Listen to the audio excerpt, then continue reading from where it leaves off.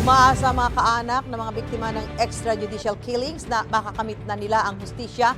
Ngayon na aresto na si dating Pangulong Rodrigo Duterte. Kabi-kabilang pagtitipon ang kanilang isinagawa. May unang balita, si Tina Panganiban Perez. Bitbit ang mga litrato ng mga pinatay sa Duterte drug war. Nagtipon sa isang misa ang kanilang mga kaanak sa isang simbahan sa Payatas, Quezon City. Si Teresita Campo, inabutan pambuhay ang anak niyang si Jonald habang nakahandusay sa kalsada sa Payatas noong November 27, 2016. Ni hindi niya alam kung dahil ito sa sumbong sa droga, dahil pinatay at hindi nalitis. Sinundo na lang po ako sa bahay na yung anak ko nakatiyaya na sa kalsada. Dito po siya sa harap ko po naputulan ng hininga. Hindi naman lumaban yung anak ko naglalakad lang sa kalsada Puro likod ang tama. 3 pulis daw ang bumaril. Sobrang sisi po. Sobrang sisi. Sobrang sisi na binutok ko si Duterte. Bigla namang pinasok ng mga pulis ang bahay ni Maria Belendaa noong August 21, 2016 at pinatay umano ang anak niyang si Marcelo Daa Jr. at 4 na katrabaho. Yung pumasok ng mga pulis may dalang bayong at ang laman manok, yung pala ang laman sa ilalim ay baril. Nakikiusap yung isa na ikulong lang sila, nakaluhod. Ikinatuwa nila ang pagkakaaresto kay Duterte na nawaraw ay mapanagot sa mga pagpatay. May kulong po siya. Yan lang po. Pagbayaran niya lahat yung mga dapat pagbayaran niya.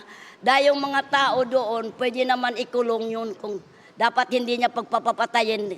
Ang misang ito ay naglalayo magbigay pasasalamat sa pagkakaaresto kay dating Pangulong Duterte at ipanalangin na rin ang hustisya para sa mga biktima ng extrajudicial killings. Makasaysayang sorpresa ito na nadakip at na offer na yung warrant of arrest kay Presidente Duterte at possible na tutuloy-tuloy na ang kaso sa International Criminal Court at ito ay talagang maging taon na ng jubileo, kalayaan at hustisya lalong-lalo na para sa mga AJK families na nag-survive.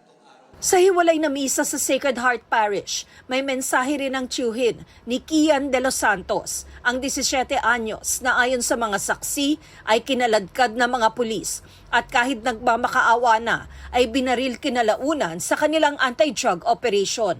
Yung aking ang pamangkin hindi nga nadala sa korte. Ang daming akusasyon na binato noong pinatay ito. Mapalad ang ating Pangulo dahil mabibigyan siya ng pagkakataon na ipagtanggol ang kanyang sarili.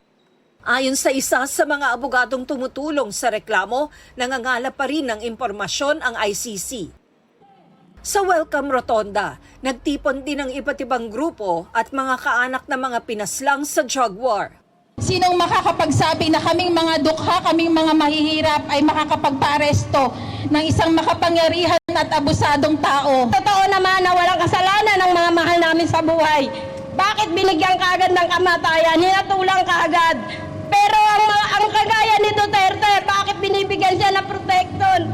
Nabigyan pa siya ng pag-asa na makulong sa magandang kulungan. Naiiyak ako nung nalaman kong nahuli na si Duterte. Talagang napaiyak po ako, hindi ko malaman kung anong gagawin ko. Umpisa pa lang ito. Sana tuloy-tuloy pa. Naglabas din ng pahayag si dating Senador Laila de Lima na halos 7 taong nakulong noong termino ni dating Pangulong Duterte at isa sa mga kritiko noon ng drug war. Today, Mr. Duterte is being made to answer, not to me, but to the victims, to their families, to a world that refuses to forget. This is not about vengeance. This is about justice finally taking its course. Ito ang unang balita. Tina Panganiban Perez para sa GMA Integrated News.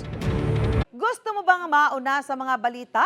Mag-subscribe na sa GMA Integrated News sa YouTube at tumutok sa unang balita.